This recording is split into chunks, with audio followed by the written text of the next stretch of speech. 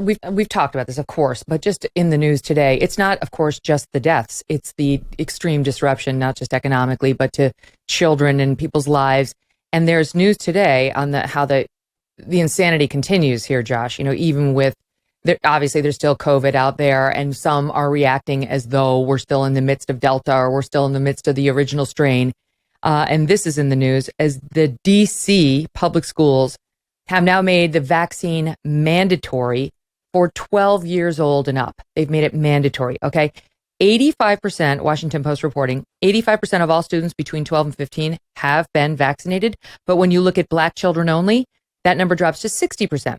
So the Washington Post notes Black kids who experienced disproportionately large academic setbacks during the pandemic could basically be banned from school in huge numbers next year in the name of safety and wellness, even though these kids have virtually no risk from COVID to begin with. The Washington, D.C. public schools are not alone. New Orleans in February added the COVID vaccine to its list of mandatory required immunizations for kids 5 and up. So they're looking at that coming the beginning of this. And here's where that goes. And just the COVID policies in general. Look out at LA. They had said that they were going to make the COVID vaccines mandatory. And now they've delayed it. And why have they delayed it? They had to. They said, it was a low transmission in schools, and some 78% of our students 12 and up have already been fully vaxxed. Here's the truth. Half of their students were not showing up. The parents don't want to do this. Only 31% of parents of 5 to 11-year-olds have fully vaccinated their children. The vast majority of parents are not going to do this for their 5 to 11-year-olds.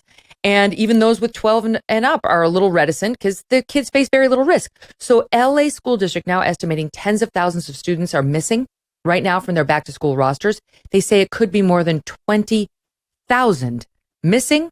More than 200,000 were chronically absent during last year's school year. That's nearly half of all their students, much due to these unnecessary quarantines for close contacts who are asymptomatic. We dealt with this in my own school. So all the COVID insanity and the lost learning and the social setbacks and so on that the children have suffered, this is all based on something we still haven't gotten to the bottom of.